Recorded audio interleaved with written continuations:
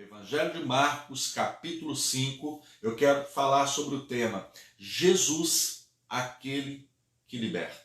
Amém? Então eu quero pegar minha Bíblia aqui, eu não vou ler tudo, eu vou sintetizar até para que ganhemos tempo, mas depois você faça uma leitura do capítulo 5, do versículo 1 ao versículo 14. O versículo 1 diz assim: Entre mentes chegaram a outra margem do mar, a terra dos Gerazenos. Ao desembarcar, logo veio dos sepulcros ao seu encontro o homem possesso de um espírito imundo, o qual vivia nos sepulcros e nem mesmo com cadeias alguém podia prendê-lo, porque tendo sido muitas vezes preso com grilhões e cadeias, as cadeias foram quebradas por ele e os grilhões despedaçados, e ninguém podia subjugá-lo. Andava sempre de noite e de dia, clamando por entre os sepulcros e pelos montes, ferindo-se com pedras. Quando de longe viu a Jesus, correu e o adorou. Quero ler apenas mais esse versículo. E exclamando com alta voz: Que tenho eu contigo, Jesus, Filho do Deus Altíssimo? Conjuro-te por Deus que não me atormentes. E aí Jesus vai dizer, vai mandá-los embora. E eles vão dizer: permita que entremos naqueles porcos. E o que me chama a atenção aqui nesse texto é que nessa região, esses homens já há muito tempo estavam escravizados. A ênfase é dada a um, mas eram dois. Se você for olhar nos evangelhos sinóticos, você vai ver isso. O que me chama a atenção é que no capítulo 4, Jesus enfrenta uma grande tempestade para chegar nessa região dos Gerazenos, uma região de Decápolis, onde haviam em volta ali aproximadamente 10 cidades. E Jesus encarou uma tempestade terrível junto com seus discípulos e vários outros barcos que o acompanhavam para chegar em Gadareno para cumprir apenas um propósito que eu vou falar no final aqui para te abençoar. Mas o que me chama a atenção aqui é que nós estamos vendo aqui três forças operando aqui. Três forças tentando aqui de alguma maneira resolver o problema. E nós vamos perceber aqui que nós vamos ver a ação de Satanás aprisionando aqueles homens, os mantendo longe da família, do convívio com os seus entes queridos, com seus amigos. Vemos aqui a força da sociedade também imperando sobre a vida destes homens. E também vamos ver a força do Salvador, aquele que vem para quebrar as cadeias, aquele que vem para nos libertar e nos colocar em plena liberdade. Primeiro nós vamos analisar a força aqui do inimigo. A primeira ação que está atuando aqui naquela região é a ação de Satanás. Em João 10,10 diz que o ladrão veio senão para roubar, matar e destruir. É bem verdade que o texto não se aplica apenas à pessoa de Satanás, mas podemos conjecturar dessa maneira. Não é? O próprio texto de João 10,10 vai dizer quem é o ladrão. Quem é? É aquele que é o mercenário, aquele que se transveste de pastor, mas apenas para subjugar as ovelhas, apenas para mantê-las escravas, para subjugá-las. Essa também é uma ação que o diabo utiliza. Então, portanto, também podemos dizer dessa maneira. Agora, o que me chama a atenção é que Satanás aqui, ele se apossa daqueles homens, aqueles espíritos imundos, né? Que na verdade aqui era uma legião. Se formos analisar que na legião romana é considerado 6.000 homens uma legião, então quantos homens, quantos demônios não estavam habitando naquele homem? Então analisa aí comigo. Somos uma legião, porque somos muitos, é o que está dizendo o texto. Uma legião romana é composta por 6.000 homens. Então, por aí, Você já analisa como é que estava a situação, o estado daquele homem, o estado da sua família. Então nós vemos isso aqui. Lá em Apocalipse, no capítulo 9, versículo 11, nós vamos ver o nome de Satanás em hebraico, que é Avadon, ou no grego Apolion, que significa o quê? Destruidor. Ou seja, Satanás é aquele que vem para destruir, vem para lançar por terra, para exterminar, aniquilar com a família, para destruir a sua esperança, para tirar da sua vida toda a perspectiva de uma vida com Deus. Essa aqui é a função do inimigo. Uma vez que a pessoa se entrega a Satanás, essa pessoa agora está sujeita a se tornar subjugada por ele e a perder completamente tudo. E aqui esses homens perderam o quê? Esses homens que estavam já banidos pela sociedade, a sociedade tentou, não conseguiu. Satanás as aprisionou de tal maneira que a narrativa que eu li aqui nessa introdução para você, prisão os segurava, correntes, algemas não seguravam esses homens. O que esses homens perderam? Perderam o seu lar, porque esses homens tinham família. Esses homens talvez tinham filhos, esposa, pai, mãe, vô, avó, primos. Esses homens também, num outro tempo, quem sabe, não tinham amigos, pessoas que os queriam bem, que os queriam no seu círculo de amizade, de convivência, mas agora eles já não podem mais. Esses homens agora perderam o seu lar, a sua casa, perderam a família, perderam amigos, perderam o convívio em sociedade. Satanás pôde fazer isso através dos seus demônios. É o que nós vimos aqui no texto. Mas o interessante é que no capítulo 4 para o 5, Jesus disse: passemos para outra margem, a região dos Gadarenos. E o que eu quero que você entenda nessa manhã de hoje, é que não há tempestade, não há problema, não existe adversidade que impedirá Jesus de chegar até onde você está e quebrar as cadeias e lhe colocar em liberdade, ou libertar alguém da sua família no qual você já tem orado há muito tempo. Não existe problema nesse planeta, não existe nada que poderá impedir que o meu Deus chegue ao seu encontro e quebre todas as cadeias e liberte você. Quando nós olhamos aqui, nós vamos ver várias maneiras que as pessoas, a sociedade busca para tentar resolver os problemas. Então nós vemos aqui, para que eu entre agora na mensagem, depois dessa introdução, para que você entenda, 3 forças estavam operando ali agora. A primeira força era de Satanás através dos seus demônios. A primeira força é a dele. A segunda força que entra para tentar resolver o problema é a sociedade, tentando prender, tentando colocar algema, tentando isolá-los da sociedade e da convivência. E a terceira é a força, o poder operante agora de Jesus que está chegando. Mas vamos analisar então o poder da sociedade. Nós vimos que Satanás escraviza, aprisiona, mantém as pessoas sob o domínio dele, sem direito de ir e de vir, escravas. Então eu entendo que é para isso que se manifestou o Filho de Deus, lá em 1 João 3. Para isso, eu quero até citar com precisão, 1 João capítulo 3, para isso se manifestou o Filho de Deus, para desfazer as obras do diabo. E quais são as obras dele? Se não manter as pessoas escravizadas, opressas, oprimidas. Então, isso está lá em 1 João capítulo 3, no versículo 8. Jesus veio para desfazer.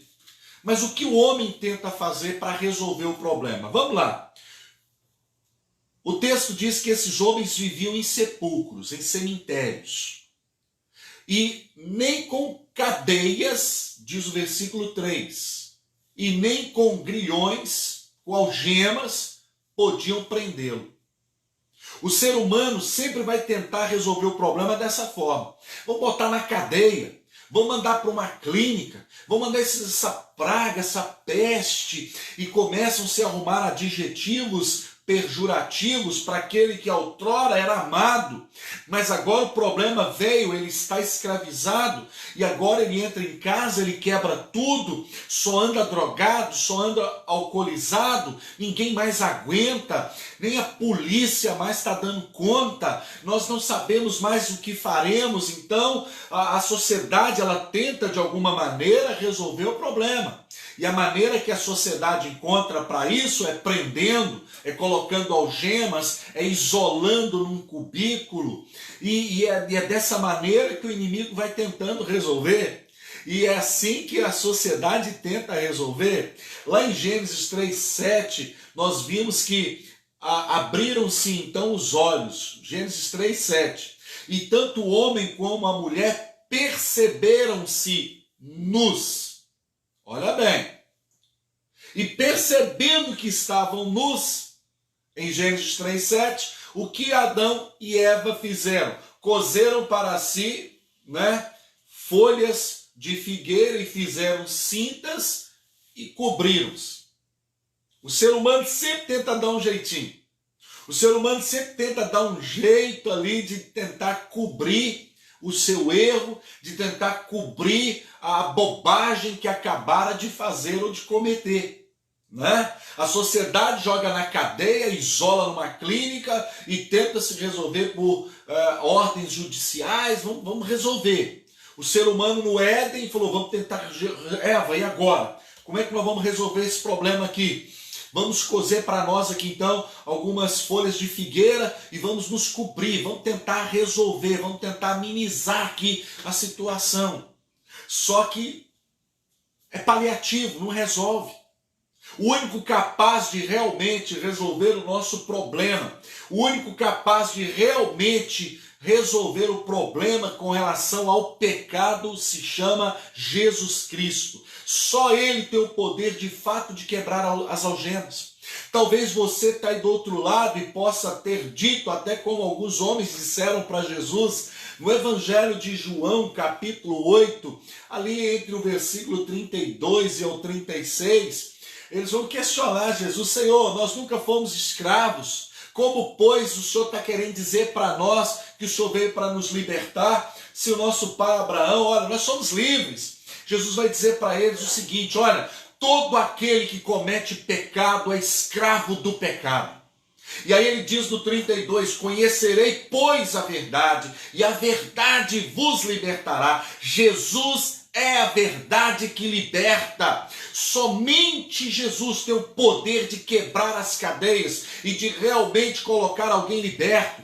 Você coloca uma pessoa numa clínica, de recuperação para drogados, enfim, ou alcoólicos, e essa pessoa fica ali durante um tempo e ela sai limpa, mas de repente, alguns dias depois, você vai ver e ela está na mesma situação. Por quê? Porque a casa está limpa, está varrida, está ornamentada, mas Jesus ainda não é o morador dela, Jesus ainda não entrou naquela casa, não entrou naquela vida. E o que nós começamos a perceber é que muitas vezes nós oramos por essas pessoas e elas são libertas pelo poder de Deus, os demônios saem, mas se elas não têm um encontro verdadeiro com Jesus, o que nós vemos no relato de Mateus capítulo 12, 43, 44 e 45, é que aquele espírito imundo, ao retornar, encontra a casa como? Vazia. Ela está limpa, ela está varrida, ela está até bem adornada, ela está ornamentada, mas não tem morador. E então diz o texto que o espírito imundo volta com ele trazendo mais 7. E o último estágio daquela pessoa torna-se 7 vezes pior que o anterior. Esse é o relato de Mateus 12, 43 ao 45. Então o que nós percebemos aqui? Não adianta tentar resolver algumas questões de forma humana. Existem problemas, meu irmão, você que está aí do outro lado, que nós só poderemos resolver com o poder da oração, com o Senhor Jesus entrando de forma incisiva e quebrando todas as algemas. Porque o máximo que a sociedade faz é colocar numa cela, numa clínica, algemar e manter aquela pessoa, não é, com grandes doses medicamentosas para mantê-la sempre sedada, controlada ali, mas se o efeito da medicação passa, volta tudo de novo. Eu quero te apresentar um Jesus que pode quebrar as cadeias, que pode te colocar de fato em liberdade. Soluções humanas até maqueiam, tapeiam, como Adão e Eva fizeram por um pouco, mas não é suficiente, nunca será suficiente. O homem sem Deus não pode resolver o seu problema por si só. Então eu quero que você compreenda e entenda isso aqui nessa manhã. É o que nós vemos aqui.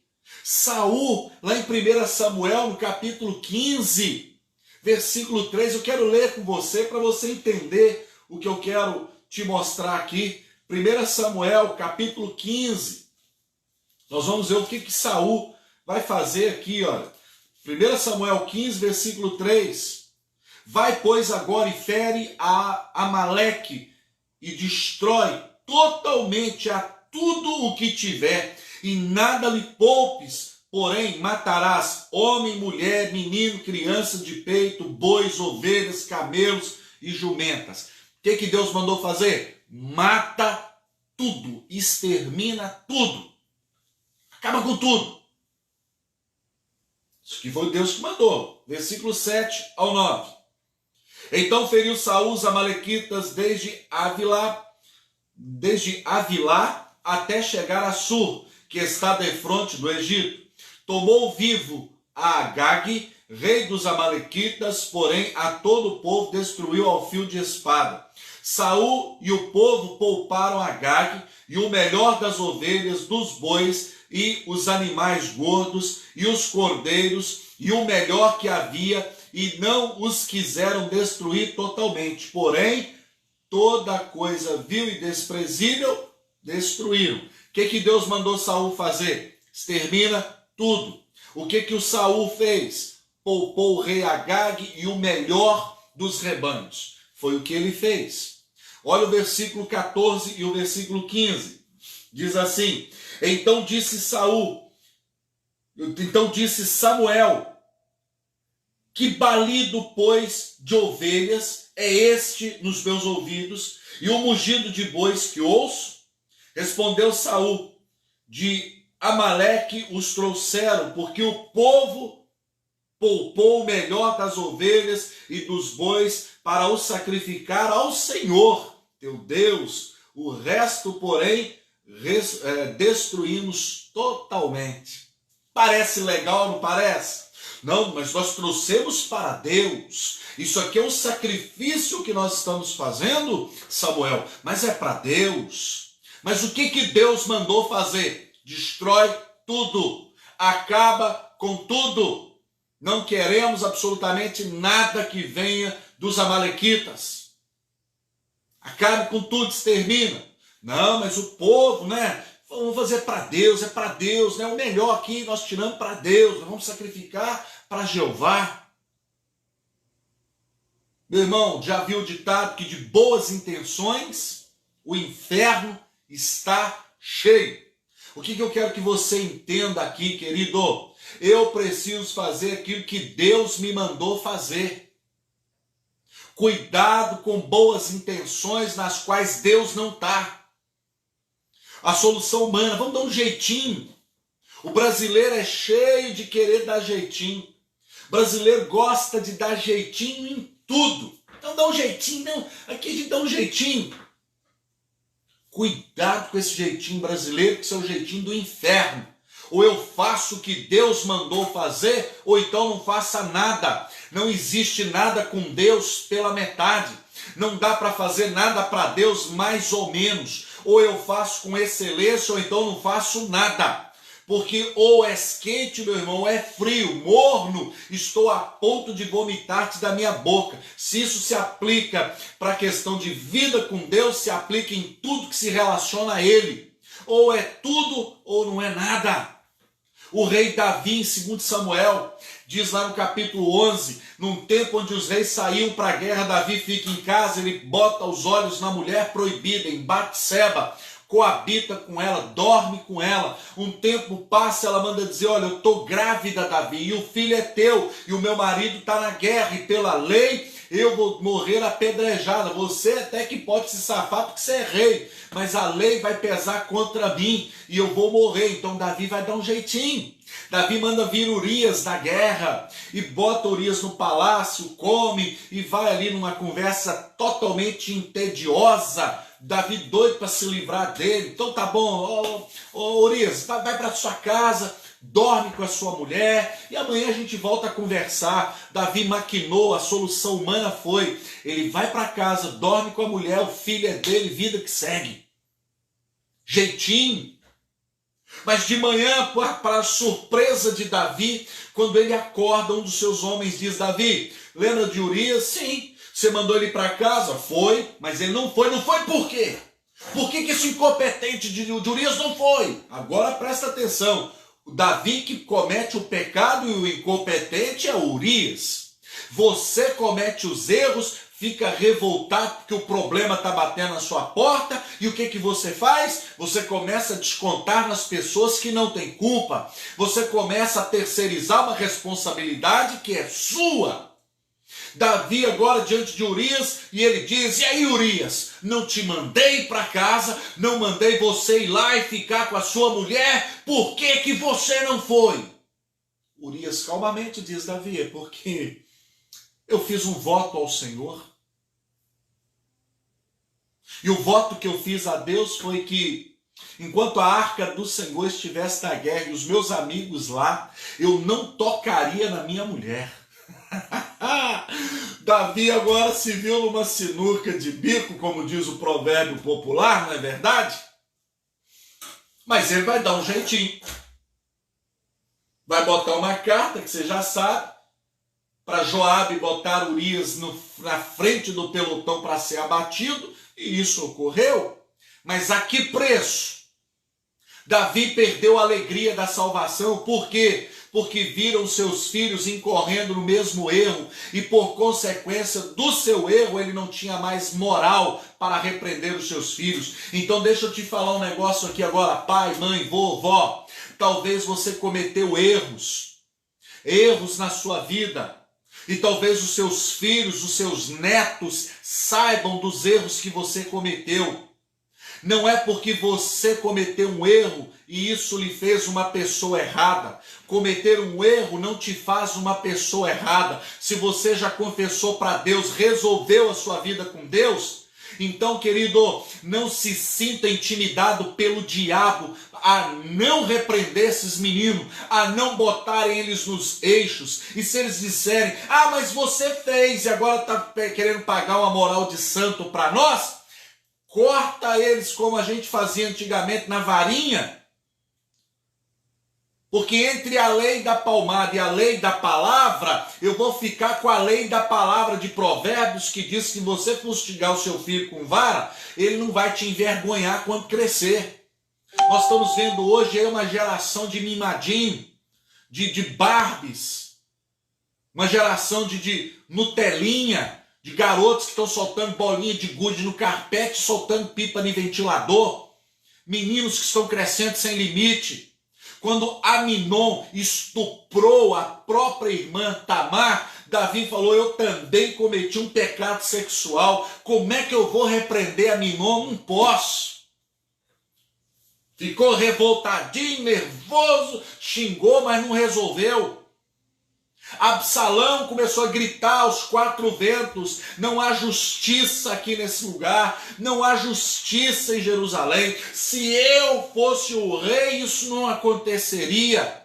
E então agora o próprio filho está dando um golpe de estado no pai, que também não botou limite, que também não puniu Absalão de forma exemplar quando esse assassina o próprio irmão por consequência do estupro. Então eu quero dizer para você que está me ouvindo, no nome de Jesus, não importa o erro que você cometeu nessa vida, se você acertou com Deus, se arrependeu, é nova criatura, e o seu filho está indo para o mesmo caminho, repreenda-os, chame-os para a responsabilidade, porque mesmo que você tenha feito, não dá a esses garotos e garotas o direito de lhe confrontarem, lhe afrontarem, porque filho na Bíblia é para honrar pai e mãe. Não está dizendo na Bíblia, honra teu pai se ele nunca cometeu erro, honra teu pai e tua mãe se eles nunca vacilaram. Não está escrito isso.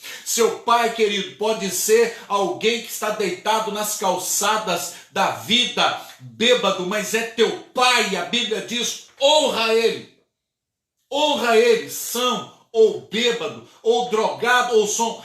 Honra. Filho é para honrar. E o que nós vemos aqui é Davi dando jeitinho, e a consequência veio para a família. A lei do mau exemplo. Meu pai que devia dar exemplo, não deu, eu que vou dar, mas eu quero lembrar você, em Romanos 14, versículo 12, a Bíblia diz, cada um dará conta de si mesmo a Deus. Você é responsável pelos seus atos, não dá para terceirizar. Eu fiz porque o fulano fez. Deus não quer saber disso, Deus vai tratar com você individualmente. É o que diz Romanos 14, 12. É você que vai dar conta de tudo que você fez. Então cuidado com o jeitinho humano, cuidado com o jeitinho brasileiro, porque isso vai te levar para o inferno. O inferno é real, querido, ele existe. Não queira ir para lá. Eu vou tocar minha vida, depois me bota em qualquer lugarzinho lá no inferno. É porque você nunca leu o que a Bíblia fala sobre o inferno. Porque se você lesse, você ia querer 1000 vezes qualquer outra coisa do que o inferno. E é o que nós estamos vendo aqui. Ananias e Safira, vamos dar um jeitinho, nós vamos fazer meia boca aqui. Morreram os dois. Com Deus ou é tudo ou não é nada. Ou eu sou ou eu não sou. Ou eu sirvo ou meia boca. Estou perdendo meu tempo. Quer um conselho? Vai para o mundo. E vai dar número 1 a 51, querido. Chapa todas mesmo. Porque vai perder seu tempo com essa vida dupla. Na igreja com a Biblinha debaixo do braço, glória a Deus, pagando moral para todo mundo, mas na sua vida secreta, uma vida de pecado, uma vida longe de Deus, uma vida afastada e descompromissada com a santidade, você está perdendo seu tempo. O que nós estamos vendo hoje é um evangelhozinho roto, sem graça, falido, porque a igreja perdeu a sua identidade, a igreja agora é modismo, agora vamos fazer alguma coisa para atrair. Eu nunca vi José fazendo nada para atrair ninguém, ele simplesmente foi luz e foi sal, e através da sua vida e do seu testemunho, ele honrou a Deus, e Deus consequentemente também o honra. Eu quero dizer para você, cuidado com os jeitinhos, cuidado, diabo não brinca de ser quem é. E aí nós vamos ver muitos homens, eu podia falar aqui de muitos outros exemplos, mas eu sei que o tempo aqui ruge, então deixa eu ir avançando. A primeira solução é da sociedade, vamos dar um jeito aqui, vamos prender, vamos dar um sossego a leão nele, que aí ele calma os nervos, vamos mandar ele para a clínica uns dias. É o que o homem tenta fazer, é o que o homem às vezes faz. Tenta dar um jeitinho. Em João 13, Evangelho de João, capítulo 13, versículo 10. João 13:10. Declarou-lhes Jesus: quem já se banhou não necessita de lavar senão os pés. Quanto ao mais, está todo limpo. Ora, vós estáis limpos pela palavra, mas nem todos, é o que diz aqui João 13, versículo 10. Olha o capítulo 15, versículo 3 de João 15, 3. Vós já estáis limpos pela palavra que vos tenho falado. É essa palavra aqui que limpa. É esta palavra aqui que purifica. É esta palavra aqui, querido, que nos dá uma nova razão para viver. É essa palavra aqui que transforma o velho homem em uma nova criatura. É essa palavra que me faz deixar de ser criatura e me tornar filho. É aqui. É aqui. Toma cuidado, querido. Jesus media a espiritualidade em termos de caráter. Enquanto os fariseus mediam a espiritualidade pela observância da lei, pela, vamos dizer assim, né? Pela religiosidade. Cumpra a lei, faça tudo bonitinho. Você é um homem de Deus. Jesus não. Ele olhava pelo caráter. Era o caráter que determinava se a pessoa era de Deus ou não, e não pelas leis e mandamentos que obedecia. Em 1 Samuel capítulo 15, 22, ele declarou: porventura eu tenho prazer em holocausto, em sacrifício, em mais do que se obedeça a minha palavra. Antes, o obedecer é melhor que o sacrificar. O que me adianta subir escadaria de joelho? Do que me adianta andar quilômetros e quilômetros em estradas e eu não obedeço a palavra de Deus, vivo uma vida dupla, uma vida dúbia? Para quê, meu irmão? Vamos acordar, você está perdendo seu tempo. São soluções humanas. Isso é o que a sociedade tenta fazer para resolver problema. Até tapeia mais ou menos por um tempo, mas não é suficiente. Suficiente para mim e para a sua vida é somente o sangue de Jesus. Só o sangue do Cordeiro é suficiente para que possamos andar em novidade de vida. Fora isso, tudo mais é ilusão. Nome, no hebraico, a palavra Shem, é traço de caráter. Você avalia o caráter de uma pessoa pelo nome dela. Conhece o fulano de tal?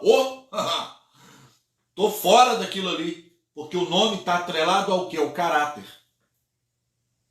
Então Jesus mede a espiritualidade pelo teu caráter.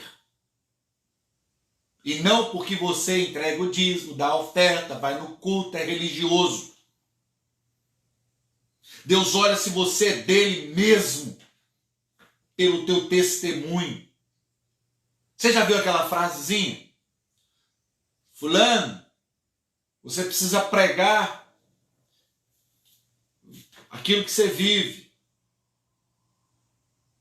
Não é já um ditado mais ou menos assim? Fulano tem que viver aquilo que prega, eu tenho que pregar aquilo que eu vivo, eu tenho que pregar a minha vida. A minha vida tem que ser a maior pregação. A minha vida, meu testemunho. Então nós estamos vendo aqui a força da sociedade, está atuando. É a segunda força. A primeira é do diabo, que é de escravizar, de arrebentar, lançar por terra, isolar num cemitério, de sepulcros, fazer a pessoa se automutilar, até ele levar a pessoa à morte. Essa é a primeira força. A segunda é da sociedade. E está operando nesses dois homens aqui. A sociedade não é capaz de fazer nada a não ser isolar, colocar sob vigilância e, se necessário, prenda. Prenda. Olha em Lucas capítulo 8, para você ver o que eu estou falando. Lucas capítulo 8, vamos lá comigo. Lucas capítulo 8, versículo 29. Lucas 8, 29 diz assim: porque Jesus ordenara ao espírito imundo que saísse do homem, pois muitas vezes se apoderava dele, e embora procurassem conservá-lo preso com cadeias e grilhões, tudo despedaçava e era impelido pelo demônio para o deserto. Arrebentava tudo. O mundo, não, bota na cadeia, põe algema. Resolvia? Não. Vamos isolar. Resolve? Não resolve. Tem questões, irmão, que clínica nenhuma vai resolver. A pessoa pode passar o ano inteiro na clínica, vai voltar, beleza, gordinho, bonitinho. Mas se Jesus não entrar no negócio, a probabilidade dessa pessoa retornar à antiga vida ela é muito grande. Porque Jesus é o único que liberta de fato e de verdade. Mas eu quero falar para você aqui rapidamente também. A primeira força é a de Satanás. A segunda força é a da sociedade, que faz isso aqui que eu estou te mostrando. Tenta dar jeitinho e etc. Mas tem uma terceira força. A terceira força que é a do Salvador. A terceira força é a de Jesus. Sabe por quê? Porque o último que tem a palavra na sua vida é Cristo. A palavra final para tudo é a dele. A que ele disser é a que acontece. A palavra final é Jesus quem determina. Olha bem. A quem acredite, a quem pense que quem causou aquela tempestade entre Marcos 4 e 5 foram causadas por demônios. Por que elas dizem isso? Porque Jesus usou a mesma palavra para repreender o demônio. A mesma palavra grega que ele usou para repreender o vento, o mar, é a mesma que ele usou também para repreender os demônios. Lá em Marcos 1, 25, Marcos 4, 39. O termo grego é o mesmo. O termo grego ali é o mesmo. Então eles acreditam que aquela tempestade era advinda de forças externas, ou seja, espirituais, que tentavam impedir Jesus de chegar. Agora eu te pergunto, tem demônio que vai impedir Jesus de chegar na sua casa, na sua vida e restaurar tudo? Impossível. Impossível. Agora, analisa comigo. Quando a gente vai entendendo isso aqui, sabe o que dá tristeza? É pensar que até demônios reconhecem o senhorio de Jesus e o adoram. Enquanto muitos dos que estão na igreja não faz isso. Vou te mostrar aqui. Marcos 5, onde a gente está lendo. Olha bem. Marcos 5, versículo 6. Quando de longe viu Jesus, correu e o adorou. Quem? Os demônios. E o adorou, exclamando com alta voz: que tenho eu contigo, Jesus, Filho do Deus Altíssimo. Enquanto até demônio adora, a gente vê um monte de crente que não, ele é incapaz de dar um glória a Deus, de falar aleluia, santo, santo é o Senhor, glória a Deus, Pai, e é isso mesmo, Senhor, falas, Deus, amém, glória a Deus, aleluia.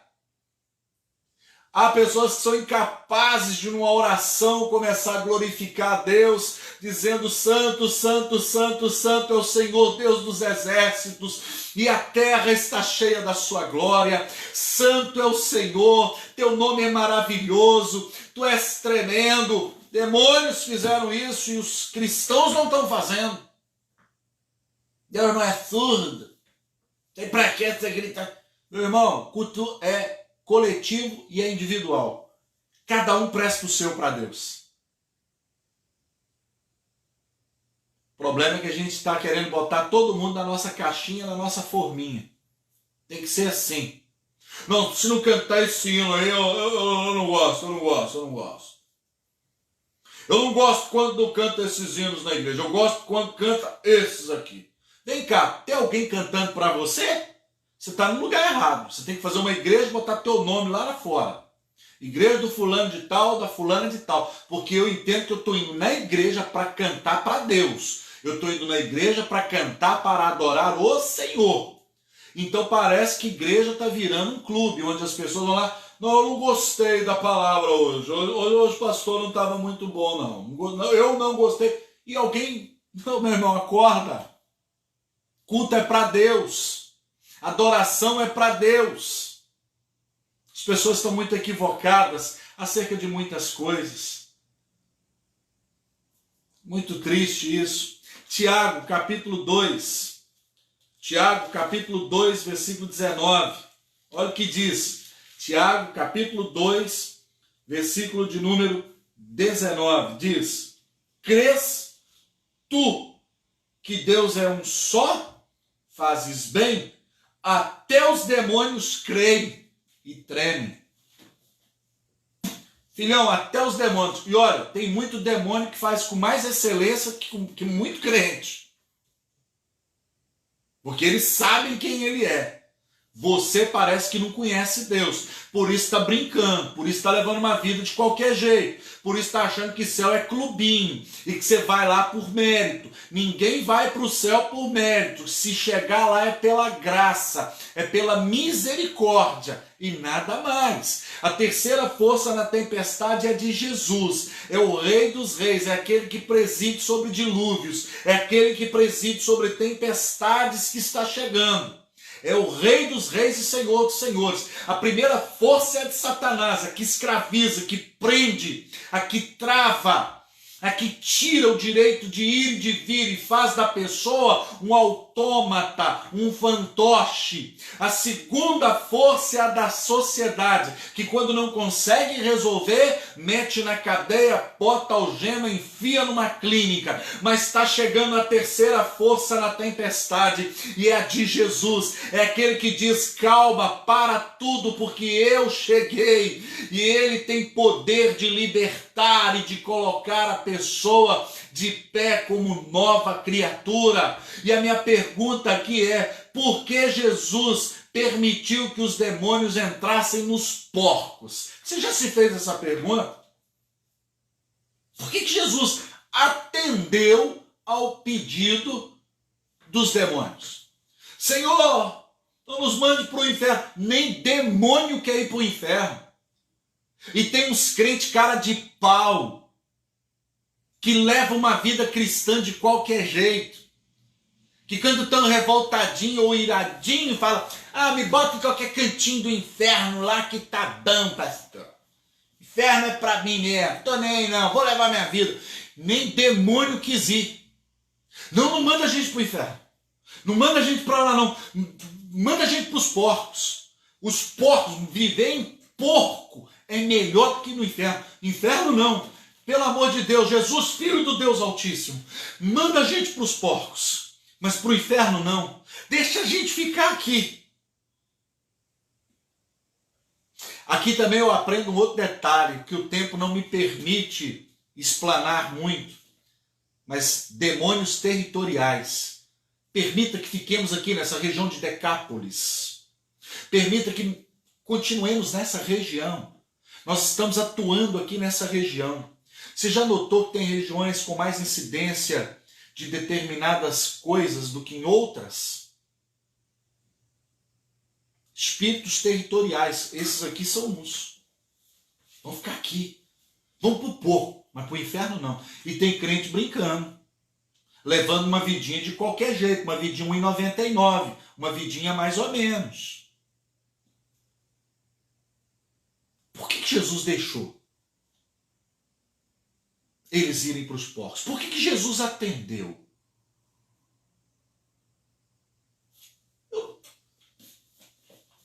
Eu quero levar você a pensar. Eu vou te dar a resposta, mas eu quero que você pense. Aquele homem, quando foi liberto, ele falou: Jesus, eu quero ir com o Senhor. Ele falou assim: não. Os homens daquele lugar falaram: Jesus, vai embora. Jesus atendeu. O homem liberto, Jesus falou: não vou te atender. Os demônios falaram: deixa a gente ficar aqui, está atendido. E por que Jesus não atendeu o homem que foi liberto? De ir com ele. Você já parou para se fazer essa pergunta?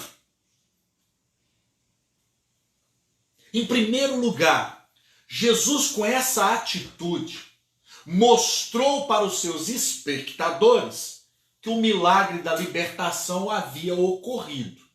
Quando ele falou, vá para os porcos, Jesus estava mostrando com essa ação que aqueles homens agora estavam de fato libertos. Em segundo lugar, Jesus, ele sabe tudo e sabe antecipadamente. Ele já sabia qual seria o futuro dos porcos. Ele sabia que aqueles porcos seriam todos destruídos. E com a destruição daqueles porcos que se precipitaram no mar, ficou claro para aqueles homens, vocês estão livres, esses demônios nunca mais vão perturbar vocês. Agora, sabe o que me chama a atenção? Para demônio habitar num ser humano e num porco é a mesma coisa. Para você ver a que nível os demônios querem tratar o ser humano, que é a coroa e a criação de Deus. Enquanto o meu Deus olha para mim e diz, filho, eu hoje te gerei. Enquanto Deus olha e diz, você é como a menina dos meus olhos, Keishoeino, que eu falo no outro dia sobre esse assunto. Enquanto Deus está dizendo, você é meu filho, você é minha filha, eu hoje te gerei, lá no terreiro é meu cavalo, minha égua. Esse é o tratamento que muitos querem se submeter e até o preferem do que serem chamados de filhos, de princesas, de príncipes, de menina dos olhos de Deus. Estão aí, meu irmão, o demônio é um troço tão vagabundo, tão esdrúxulo.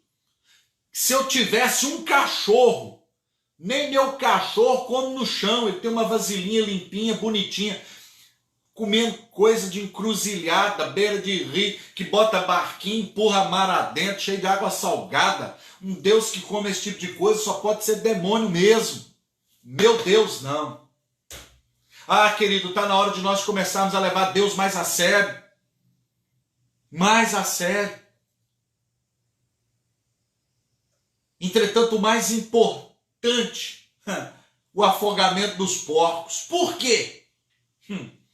Para Satanás, um porco e um ser humano é como eu estou dizendo, e o homem é a mesma coisa. Mas, na verdade, Satanás tem transformado muitos homens em porcos. Pela condição humana que vivem sem Deus. Em Marcos 5, no versículo 10, e rogou-lhe encarecidamente que não os mandassem para fora do país. Rogou, implorou. Deixa a gente ficar aqui. Isso também prova, irmão, que os demônios não tinham a mínima ideia da atitude que Jesus teria em relação a eles. Por isso, pelo amor de Deus, Jesus, deixa a gente ficar aqui, porque eles não sabiam o que Jesus ia fazer com eles. Para você ver o poder do Deus que a gente serve. Para você ver quão grande é o nosso Deus, quão maravilhoso Ele é. Quando os proprietários daqueles porcos chegaram, assustaram-se com a mudança daqueles homens, com a mudança que havia ocorrido. Pois o texto diz que encontraram aqueles homens em plena consciência, vestidos, sentados e calmos. Moral, nova criatura. 2 Coríntios 5,17. Pois se alguém está em Cristo, nova criatura é. As coisas velhas passaram, eis que tudo se fez novo. Ah, meu irmão, é nova maneira de pensar, de falar, de vestir, de agir, tudo muda. Se você diz que é de Deus, mas continua linguarudo, conversador fiado, você não é de Deus coisa nenhuma. Você se convenceu, mas você nunca se converteu de verdade. Pois se alguém está em Cristo, querido, tudo tem que mudar, as atitudes mudam. Eu fico triste quando eu vejo algumas mulheres dizendo: pastor, eu preguei para a mulher do fulano, para o marido da fulana e ele converteu. Pastor, eu preguei para o esposo da irmã fulana e ele converteu. Eu preguei, pastor, para o marido da ciclana e ele converteu. Pastor, por que o meu marido não converte, pastor? Porque o marido das outras não era casado com a senhora. Porque se fosse casado com a senhora, não convertia também não. A senhora dá péssimo exemplo. Umas mulheres que vão para a igreja deveriam vir para casa e ser sábias, serem prudentes, são tolas, estão destruindo a própria casa com a própria boca e com a própria atitude, irmã. Fala demais, é santa demais, é defeita em todo mundo está errado, é só a senhora que é a boa, é só a senhora que é a certinha. Pastor nenhum presta, crente nenhum presta, diácono nenhum presta, professor de EBD não presta, bom és tu, você que é o bom. Até quando a gente vai ser crente menino? Se eu estou em Cristo, eu tenho que ser nova criatura. Eu não ganho pessoas criticando elas, eu não ganho pessoas falando mal delas, eu não ganho pessoas jogando alfinetadas nelas em redes sociais. Nós ganhamos as pessoas através do nosso testemunho. A maior pregação que você tem não é quando você abre a Bíblia e prega, mas quando você vive essa Bíblia na sua vida, é quando você se torna nova criatura. Porque caso contrário é prosopopeia para acalentar bovino, é conversa para boi dormir. Meu irmão, nós precisamos ser mais do que isso. Deus tem nos levantado nesse tempo, nesse momento, não para massagear teu ego, mas para dizer: Jesus está voltando, o cenário está aí, tudo caminha para o final. O próprio Pedro, na sua epístola, diz: Senhor, não ignoreis uma coisa, que um dia para o Senhor é como 1000 anos, e 1000 anos é como um dia. Muitos estão dizendo: cadê o Senhor? Ele está demorando, ele não falou que ia vir, cadê que vem? Já tem 2000 anos, mas 1000 anos para Deus é como um dia, e um dia é como 1000, ou seja, no tempo de Deus só passou 2 dias. Nós estamos presos ao Cronos, 24 horas, 60 minutos. Deus não. Então acorda e muda de vida enquanto você tem tempo. E para de ficar em rede social se expondo. Todo mundo sabe: ó, fulano tá mandando piada. Para quem será que é, hein? Olha aqui, ó, escreveu outro negocinho. Para quem será que é? Você tem que ser nova criatura, meu irmão. Deixa de ser menino. Tudo é pontadinha, alfinetadinha. Você sabe por que você usa rede social para dar alfinetada nos outros? Você não tem coragem de falar olhando no cara a cara. Você não tem coragem de chegar e falar: meu irmão, eu não concordo com isso. Você tem direito, meu irmão, de não concordar. Você tem direito de discordar. Você perde o seu direito quando você se esconde atrás de um teclado. Quando você se esconde atrás do seu celular com esses dedinhos nervosos. Ah, meu irmão, está na hora da gente acordar. Porque aquele que tem poder e a última palavra está vindo. Jesus atendeu aos demônios para mostrar para aqueles homens: vocês estão libertos. Ah, pastor, mas de onde o senhor tirou isso daqui, ó? Depois você compra, é excelente, comentário de Wisber. Esse trecho aqui eu tirei daqui, do comentário de Wisber. Por que Deus atendeu os demônios? Por que Deus não atendeu o cara que foi liberto? Por que Deus atendeu os donos daqueles porcos para ir embora? Está aqui no comentário de Wisber, no Novo Testamento. Vai lá e vê para você ver. Eu não falo aqui, irmão, coisas que eu tirei, eu estou inventando da minha cabeça, não. Eu tenho fontes, estou te dando ela, está aqui, ó. Vai lá e pesquisa. Irmão, está na hora da gente acordar, os dias são maus. Nós estamos perdendo tanto tempo brigando um com o outro, ao invés de pregar Jesus para as pessoas. Essa mensagem de exortação para você nessa manhã é para dizer para você, querido: acorda enquanto há tempo. Jesus está voltando. Jesus vira para aquele homem e diz: não, vá para a sua família. Vá lá agora e conte para os seus o quão bom Deus foi para com você e quão misericordioso Ele foi. Ah, meu irmão, Jesus é tremendo, porque aquele homem voltou para casa, Jesus entrou no barco e atravessou para o outro lado. Jesus foi, naquele dia Jesus, pelas autoridades daquele lugar, foi convidado a se retirar. Mas por que Jesus não deixou aquele homem ir com ele? Porque aquele homem, ao regressar para casa, quando a família dele olhou nele e viu esse homem está diferente, ele fala diferente, agora ele anda diferente, ele mudou, ele é nova criatura. E aquele homem começou a pregar em Decápolis, e aquele homem se tornou um missionário, ele se tornou um embaixador do reino naquele lugar. E quando Jesus volta tempo depois ali, a cidade de Gadara estava receptiva, porque aquele homem foi um agente de transformação naquele lugar. E eu pergunto a você, você tem sido um agente de transformação? O mundo tem se tornado melhor com a sua presença? Eu quero fazer uma pergunta para você, caminhando aqui para o final. Você crê que uma pessoa cheia do Espírito Santo pode mudar um país, o mundo? Uma pessoa cheia do Espírito Santo, ela pode mudar o mundo? Sim ou não? Eu creio que pode. Você crê que uma pessoa cheia do Espírito Santo, meu irmão, pode mudar um país, um estado? Você crê que uma pessoa cheia do Espírito Santo pode mudar uma cidade? Meu irmão, você crê que uma pessoa cheia do Espírito Santo pode mudar um bairro? Meu irmão, pergunto mais, você crê que uma pessoa cheia do Espírito Santo pode mudar um quarteirão? Eu quero crer que você disse, sim, eu creio. Então a minha pergunta para você é, então por que você não está conseguindo mudar a sua casa?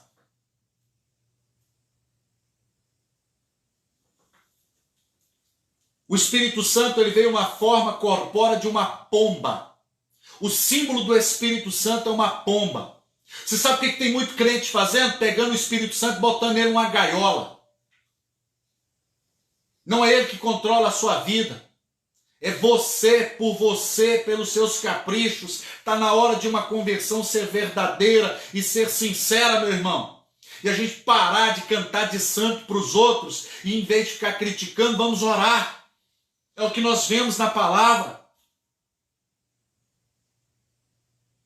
Gente, Marcos 5 aqui apresenta 3 pedidos, os dos demônios no versículo 12, o dos cidadãos no versículo 17 e do homem liberto no versículo 18. Jesus atendeu os 2 primeiros, mas não atendeu o último. Porque ele não quer que você seja liberto para mudar de lugar. Jesus quer que você seja liberto para você mudar o lugar onde você está. Sabe por quê? Porque não existe terra estéril quando é Deus quem planta.